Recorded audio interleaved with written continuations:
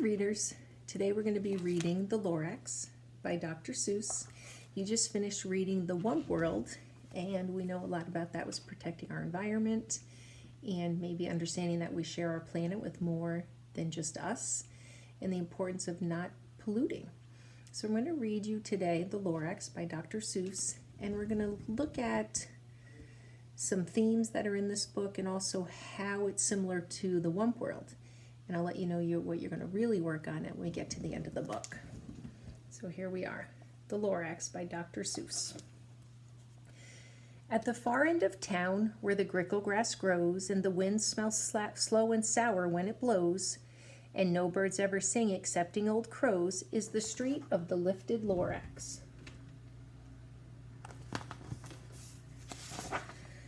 And deep in the grickle grass, some people say, if you look deep enough, you can still see today where the Lorax once stood, just as long as it could before somebody lifted the Lorax away. What was the Lorax, and why was it there, and why was it lifted and taken somewhere? From the far end of the town where the grickle grass grows, the old Onceler still lives there. Ask him, he knows. You won't see the Onceler. Don't knock at his door. He stays in his lurkum on top of his store. He lurks in his lurkum cold under the roof, where he makes his own clothes out of muttered muff. And on special dank midnights in August, he peeks out of the shutters, and sometimes he speaks. And he tells how the Lorax was lifted away. He'll tell you perhaps if you're willing to pay. On the end of a rope, he lets down a tin pail, and you have to toss in 15 cents and a nail and the shell of a great-great-great-grandfather snail.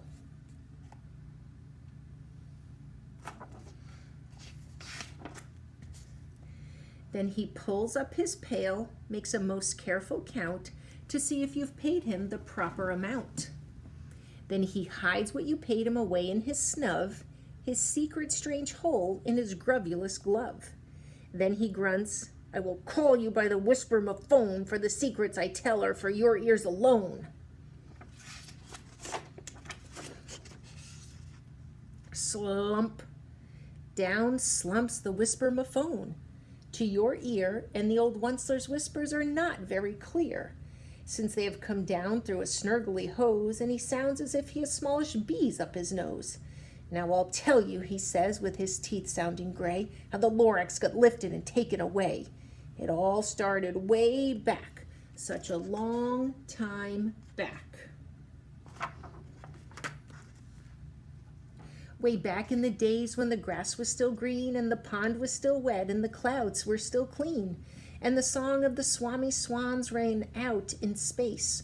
One morning I came to this glorious place, and I first saw the trees, the truffula trees, the bright-colored tufts of the truffula trees, mile after mile in the fresh morning breeze.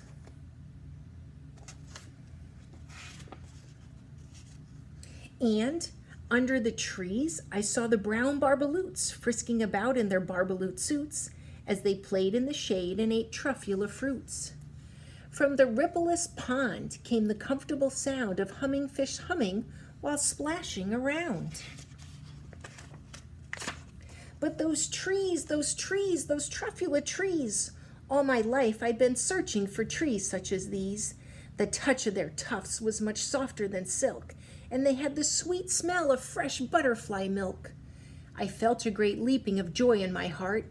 I knew just what to do. I unloaded my cart. In no time at all, I had built a small shop. Then I chopped down a truffula tree with one chop. And with great skillful skill and with great speedy speed, I took the soft tuft and I knitted a thneed. The instant I finished, I heard a gazump. I looked, I saw something pop out of the stump of the trees I chopped down. It was sort of a man. Describe him? That's hard. I don't know if I can. He was shortish and oldish and brownish and mossy, and he spoke with a voice that was sharpish and bossy.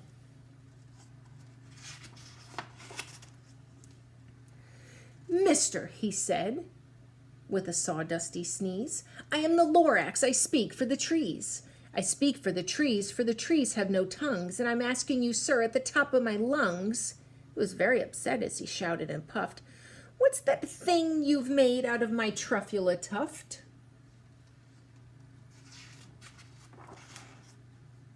Look, Lorax, I said, there's no cause for alarm. I chopped just one tree. I'm doing no harm. I'm being quite useful. This thing's a Thanid. A Thanid's a fine something that all people need. It's a shirt, it's a sock, it's a glove, it's a hat, but it has other uses, yes, far beyond that. You can use it for carpets, for pillows, for sheets, or curtains or covers for bicycle seats. The Lorax said, Sir, you are crazy with greed. There is no one on earth who would buy that fool Thanid. But the very next minute, I proved he was wrong, for just at that minute a chap came along, and he thought that the Thanid I had knitted was great. He happily bought it for $3.98. I laughed at the Lorax. You poor stupid guy. You never can tell what some people will buy. I repeat, cried the Lorax, I speak for the trees. I'm busy, I told him. Be quiet, if you please. I rushed across the room, and in no time at all built a radio phone. I put in a quick call. I called on my brothers and uncles and aunts, and I said, listen here. Here's a wonderful chance for the whole Onceler family to get mighty rich. Get over here fast. Take the road to North Stitch. Turn left at Weehawken, sharp right at South Stitch. And in no time at all, in the factory I built, the whole Onceler family was working full tilt. We were all knitting Thanids just as busy as bees to the sound of the chopping of truffula trees. Then, oh baby, oh, how my business did grow. Now chopping one tree at a time was too slow. So I quickly invented my super axe hacker, which whacked off 4 truffula trees at one smacker. We were all making Thanids 4 times as fast as before. And that Lorax? Nah, he didn't show up anymore. But the next week, he knocked on my new office door. He snapped, I am the Lorax who speaks for the tree, which you seem to be chopping as fast as you please. But I am also in charge of the brown barbaloots, who played in the shade in their barbaloot suits, and happily lived eating truffula fruits. Now, thanks to your hacking my trees to the ground, there's not enough truffula fruit to go around. And my poor barbaloots are all getting the crummies because they have gas and no food in their tummies. They loved living here, but I can't let them stay. They'll have to find food, and I hope that they may. Good luck, boys, he cried, and he sent them away. I, the Onceler, felt sad as I watched them all go by, but business is business, and business must grow, regardless of crummies and tummies, you know.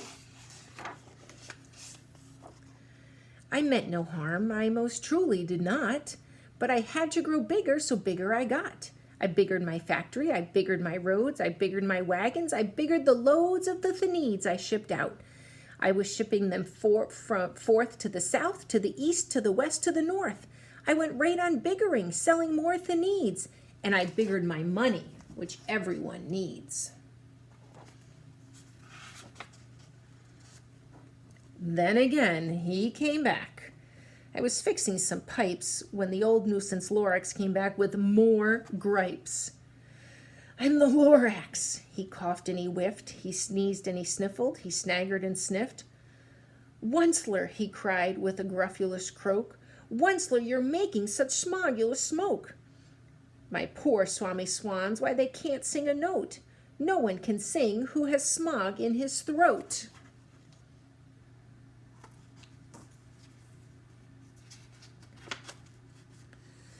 And so, said the Lorax, please pardon my cough. They cannot live here, so I'm sending them off. Where will they go? I don't hopefully know. They may have to fly for a month or a year to escape from the smog you smogged up around here.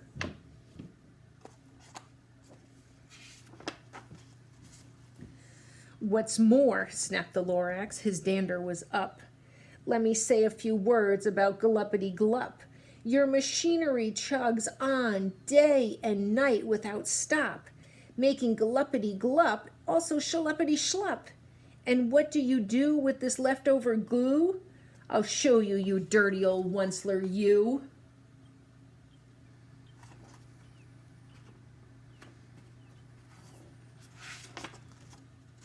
You're glumming the pond where the humming fish hummed. No more can they hum, for their gills are all gummed. So I'm sending them off. Oh, their future is dreary. They'll walk on their fins and get woefully weary in search of some water that isn't so smeary.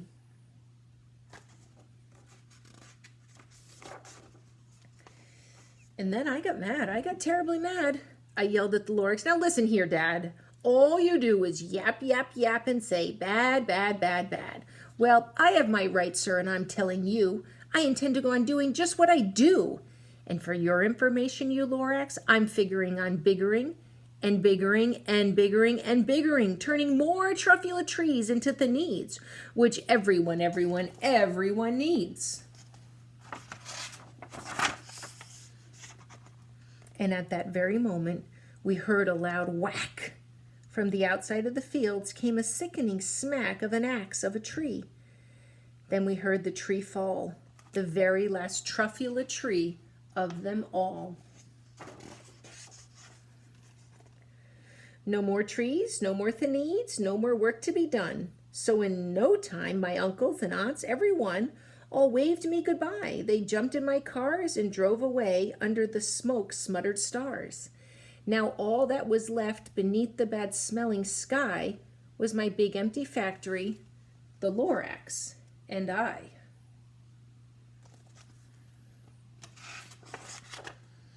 The Lorax said nothing, just gave me a glance, just gave me a very sad backward glance as he lifted himself by the seat of his pants. And I'll never forget the grim look on his face when he hoisted himself and took leave of this place through a hole in the smog without leaving a trace. So here he is.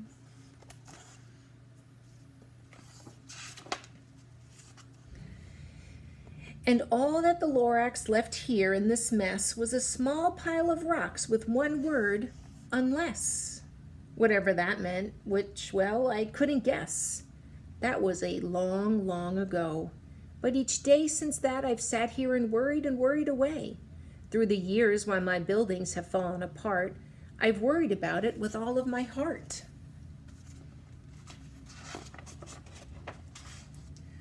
But now, says the Onceler, now that you're here, the words of the Lorax seem perfectly clear. Unless someone like you cares a whole awful lot, nothing's going to get better. It's not.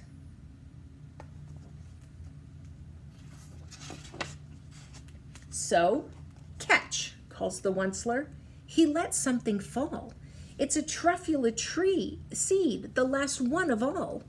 You're in charge of the last of the truffula seeds, and truffula trees are what everyone needs. Plant a new truffula, treat it with care, give it clean water and feed it fresh air. Grow a forest, protect it from axes that hack. Then the Lorax and all of his friends may come back. So girls and boys, your job is, think about this, the Onceler, he just tossed you a truffula seed. And a truffula seed is what everyone needs. So what are you going to do with that truffula seed? Think about it. Are you going to protect it from axes that hack? You're in charge of it. You're going to plant a new truffula. You're going to treat it with care, give it clean water, and feed it fresh air. Grow a forest, protect it from axes that hack. So girls and boys, you're going to write a little story, a little writing about reading what you're going to do with that truffula seed that we just tossed into your hand.